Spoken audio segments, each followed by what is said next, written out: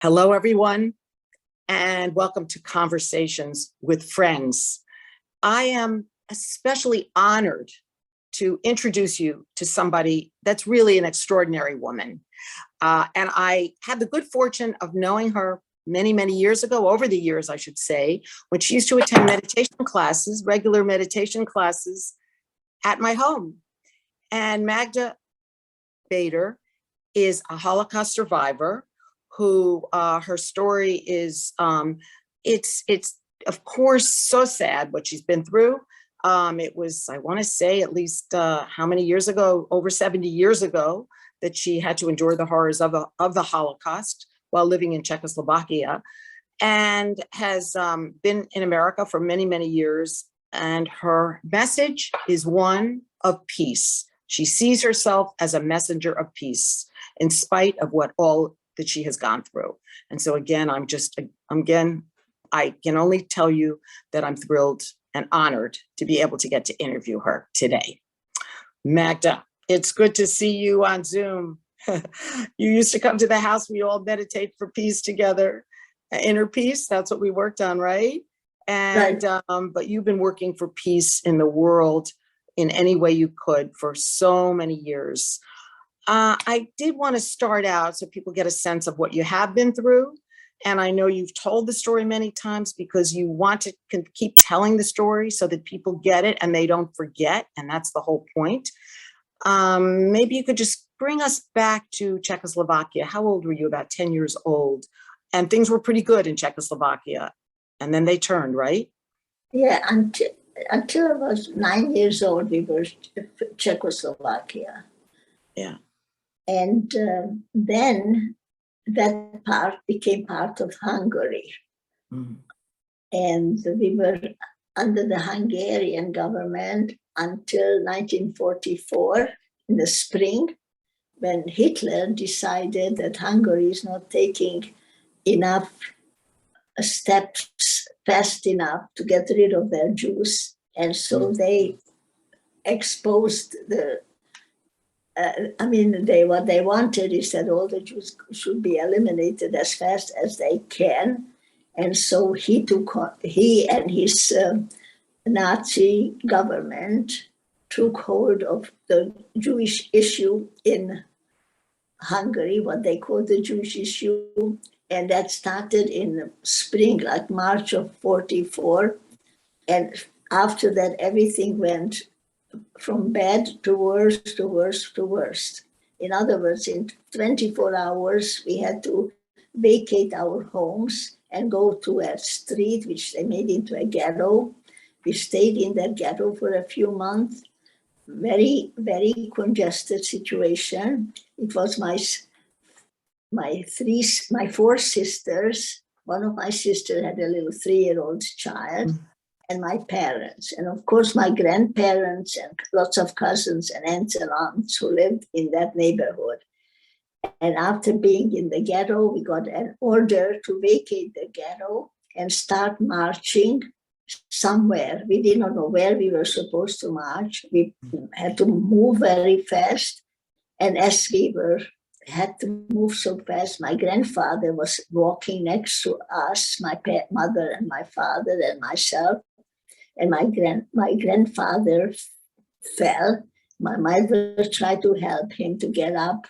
And the guard who was next to us with his weapon, with his rifle butt, hit my mother and said, "Keep moving." And we had to leave grandfather on the ground. And that was the end of the time I saw my grandfather. We were in this big empty lot for a long time. And over a few days, we did not know still what was going to happen to us. Of course, we did not know where were our brothers because they were already in forced labor for a few years. Then after a few days, we saw that cattle cars arriving on the railroad tracks. They loaded us into the cattle cars and they took us 100 persons to each cattle car. And they took us to a place which we never heard of before, which was Auschwitz, Birkenau. Mm-hmm. So this was my in a short space of time, what happened to us. We were in Auschwitz.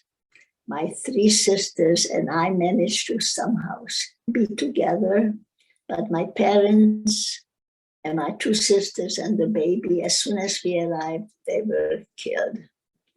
Did you ever then at the time have any, I mean, as this was happening, No, we did not. Aware of what was to happen or not, or nothing? You didn't know? No idea that this was in the books. We did not know that. We hoped that the family would be together and that the younger people could work, but that was not what happened. We were right away separated, right away given a number, right away cut, shaved heads. And this was this horrible place, Auschwitz.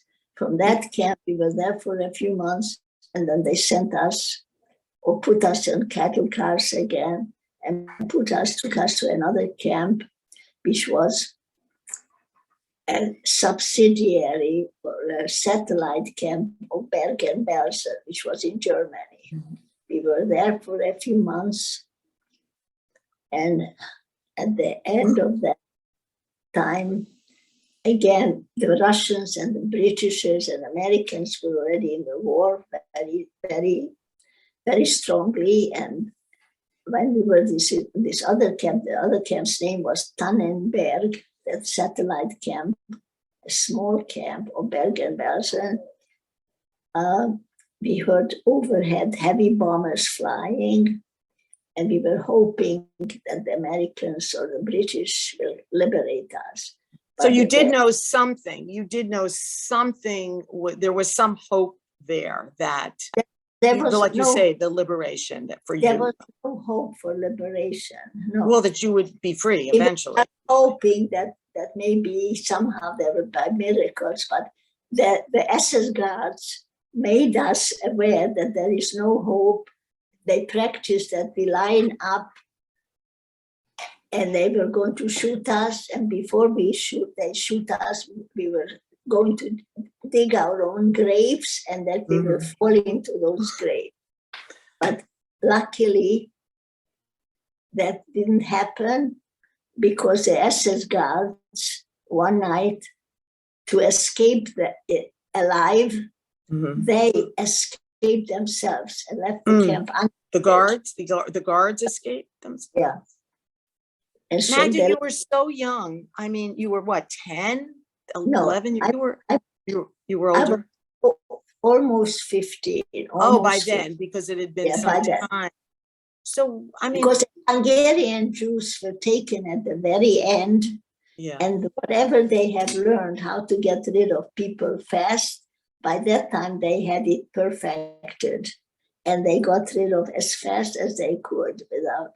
So while all this chaos happened, that the guards themselves escaped to save their own life. Wow. The camp dead, and we were able to escape into the nearby woods because we did not know what's going to happen, because the local civilians who lived not far from the camp, just like a couple of yards practically, they did not want us to be there than the American or British coming. So they came with their own trucks and loaded everybody into the truck and took everybody to Bergen-Belsen, except a few of us, like I and my sisters and a few others, managed to get into the woods fast enough and being unnoticed. The other people who were in the camp and were taken to Bergen-Belsen, that only 50 remained alive out of like 500 women. Wow. With short time. It's such a story, Magda. Have you asked yourself, I guess, over many years, like, how is it in a way? I mean, as terrible as what you've been through, losing your family and your parents and your sisters, and I mean, like, that you lived, like, is that, I mean, something where you go, you live for a reason, right? I mean, for something to share your story, to help others, which you've been doing for how many years that you were able to escape. You were, like you say, a teenager, and you were able to escape and eventually get to America. It took a long time to get to America. It was, you know, there wasn't much hope.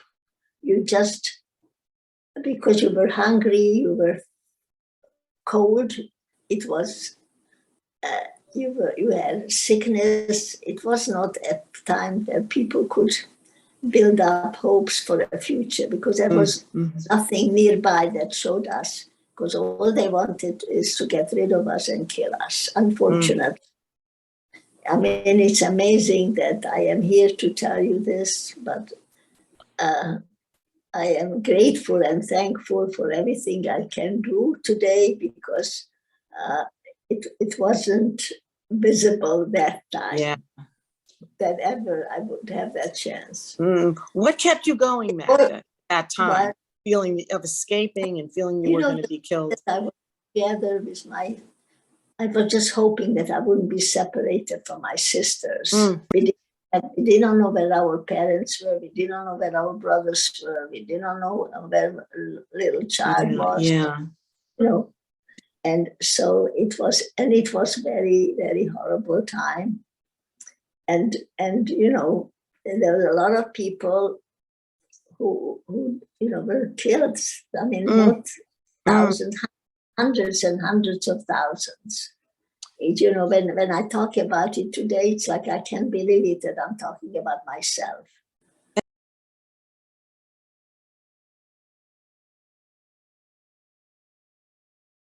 And it must be, you just can't believe, as you say, that it was your life, that you lived that and survived that. I mean, that has to just be something that you feel almost like you were in a movie or something, a horror movie, right? But life went on, and I want to share the good parts, the really, really good parts, that you made it to America through. I mean, you were in some other, you still had to stay in Germany after the war.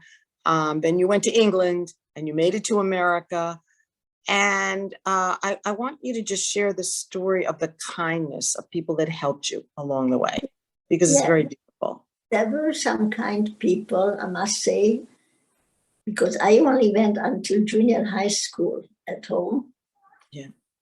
And then when I got to England, we were very, very, I mean, we were in Germany for another year.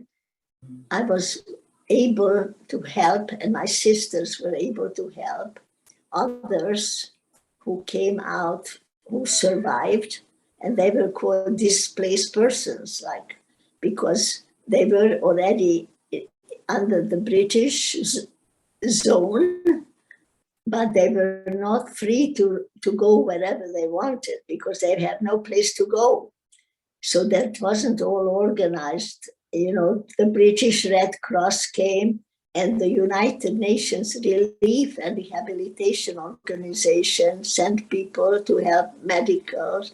So one sister worked, because she was almost finished medical school when Hitler took over. So she was able to help become one of the medical people with UNRWA. And the other two sisters and I were helping with the Red Cross, the British Red Cross. And we went to help the displaced persons who were still in camps.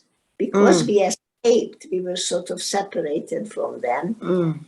So I became an interpreter. They gave us British women army uniforms all the time that we were in Germany. And I went in a jeep with the British Red Cross people to these displaced persons camps, and like an interpreter, because the Britishers didn't speak any language, and somehow I managed to pick up a few languages in camp. But I already had some languages otherwise, so I could be a little bit of an interpreter. And on my arm was that interpreter. I was from Czechoslovakia, an interpreter. And we were in Germany for a whole year before we could get to England. And the reason we could get to England was one of the British officers wanted to adopt me. Really? And I said, he and his wife didn't have any children, apparently. Yeah. And he lived in a part of England, Somerset, sort of real country. Mm. And so he gave us papers to go to to be with his wife. It was a little village in a little town, in a sort of country. And my sister was 6 years older than I. And she said, Magda, if we cannot stay here because there's no future for us, we have to go to school. We have to go let's try to get to London. And by miracle, my brother, the only one who managed to escape to England from Prague, that I mentioned already, he somehow found us alive through the help of British officers who found us. Because, in those days, there was no thing like today, Instagram and all this. Right, yeah. Right away. Somehow this British officer he had a family in London, and somehow they could find him somehow. And my brother, when he heard we were alive, even today when I talk about it, I feel my voice, yes, because he was so happy to hear that we were alive. And he sent a letter to us, to the British officer who gave it to us. That was the highlight of my life then. And then my brother, was not able to help us much, but when we came to London, he found us a place we can live with a lady whose son was my brother's friend, and she put us up. So it was two of us. And we managed to get to evening school, night school. And all my friends then in the night school were either from India or Ceylon, Sri Lanka. Really? Because many of them were in England, because it was part of the British Empire. And I remember I even borrowed a sari to wear. That's great. But we had to work. We were not qualified to do any big work. We worked like maids, cleaning houses. And and I was then 15, and my sister was, as I said, 6 years older. You were really so young. Magda, how did you, I want to fast forward just a drop, just because there's so much to talk about. How did you, you got to America. How did you meet your husband, your future husband? Well, before I got to America, I managed to get in England into an art school where I didn't have to pay tuition, and I didn't have to show that I had high school background, just had to show what I can do. And so high school accepted me. I have no place to live because by that time, my sister found somebody whom she got married to. And when I got into the art school, I found an organization, was a Czech English friendship organization, that this young lady was very nice to me, and I told her my situation.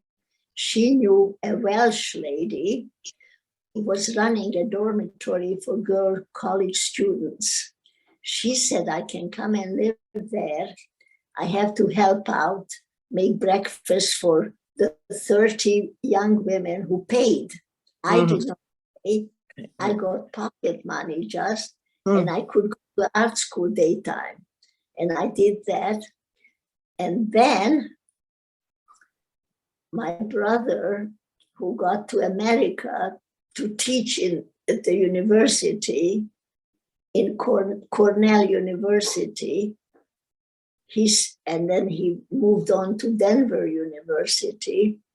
He said, because he got married also, that if I try, I probably could get a scholarship to American universities, which I did try, and I got a scholarship to Denver University. So because I went to art school, I became right away a junior in the university, and in 2 years, I got a Bachelor of Fine Arts. But because of the people who were kind to me, like this one lady, this British lady, this Welsh lady, I felt like I was in heaven, you know, so grateful that I had a place to live, go to the, art school. And then when I came to Denver, I still had to support myself. And the scholarship paid the university, but I had to pay for my dormitory or my eating. So I always had jobs on the weekends, taking care of cats, dogs, children, and all kinds of other jobs. But you always got help along the way, didn't you? It's almost as if you were always being pushed to move forward and move forward. And I'm thankful today for this, that I had the opportunity where people helped me, you know. Yeah. One thing that I have to take care of myself, you know. You learned that. You learned that very quickly, didn't you? And, you know, when I was at Denver University, you know, I found out that I could get a job now. I became a teacher, a school teacher. And after, and those days, the school principals and school superintendents came to interview students on campus. And it was from California, from Long Beach, California, was a principal, and he hired me. And he didn't mind that my accent was so thick that you could cut with a knife. He said, the parents probably will like the fact that they have a European young teacher. I was 22 years old. And so that was my first teaching job that I could make a living. Somehow you ended up in South Florida, and I actually met you many years ago. You ended up in South Florida, and you were a teacher at the Miami-Dade County Schools for 20 years, something like that. So I want to ask you a question. We don't have much time left, more time left, but I want to ask you something. When you have really made a lot of effort over the years to share your story with young people at programs, to teach young people, you know, or not teach, but to convey the messages and to explain to them what you went through. And how did they react? I mean, we can't speak for all of them, but how do young people react when they hear what you've been through? Well, you know, for a while, I did not talk about my past. I really tried not to, because I just was difficult to talk about this subject. Sure. But we try to that it's important to help each other, to do little acts of kindness, you know, just to do simple things like keeping a door open for somebody who's, you know, if they enter a place, not just let the door slam. Look who's behind. Keep a door open for somebody. If they, you know, and because little things can help a lot for people who need help. And that was my always trying when I talk, even when I talk to older kids or to college kids, you know, that it's important to be aware of another person's needs, and that will make them feel better as a person. It's not only it's good for me, but help another person. It's beautiful. Important. That's really, you know, and even in the worst of times, like you say, people were helping you, you were helping people. There was, even in terrible situations, just crises, there is, would you say there is hope? There's some kind of hope for the future, or it keeps you moving forward, which is what I take that you did, you know, when you went through everything. And if we were in camp, as terrible the conditions were, but people were helping each other. Mm. It was unbelievable, terrible conditions, but people helped each other. Sometimes there were mothers and children together. Yeah, take the phone and let me ask you a couple more questions. I know we've been going for a while. I guess what I'm wondering is what do you feel about, because I know you see yourself as a peace messenger. What is it that you think you can do and all of us can do to create peace in the world, at least work towards peace and work towards really just trying to change either the mindset of people or get the support of more and more people who do believe that there's a much better way to live, which is with love and peace and acceptance. Recognize each other as human beings, Mm-hmm. not worry about them, where they come from or what their background, but realize that each person is a human being and they have certain needs and they want to feel like they are worth caring about. And even small gestures, recognizing another person, with even, without nodding or saying hello or just waving to them, that is important to make another person, because we feel better when we do something for another person that's good. And I think that's what I was always trying to say, especially nowadays when I talk about the horrors of war, that I feel that there is still hope for people if they help each other from day to day, simple acts.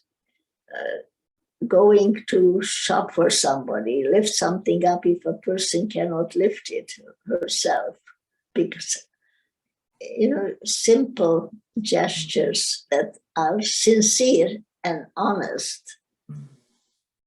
Magda, that's beautiful. That's so beautiful. And I think it's that if we can just all be more aware of what it is that we can do to help others. And I think as we help others, that's how we help ourselves, that we become better people and we can spread this message of love and acceptance and peace and to be aware of what's happening in the world, of even the horrors, to think, okay, what is it that I can do? And as you say, it can be the little things that can make a big difference in the world.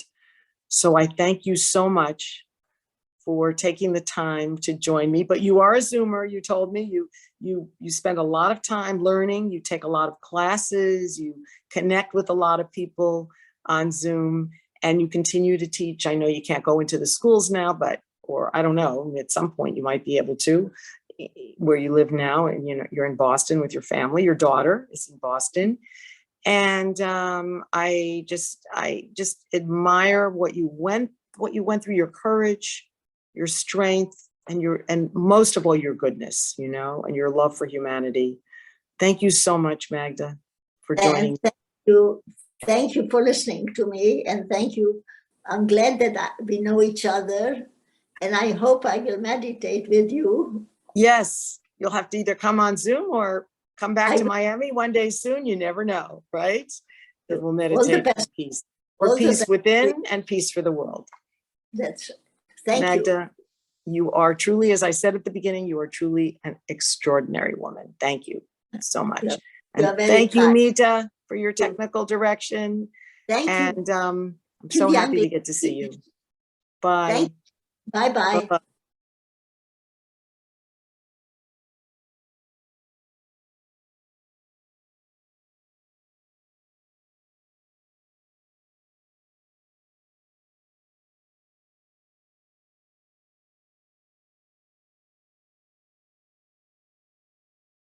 And peace. Peace.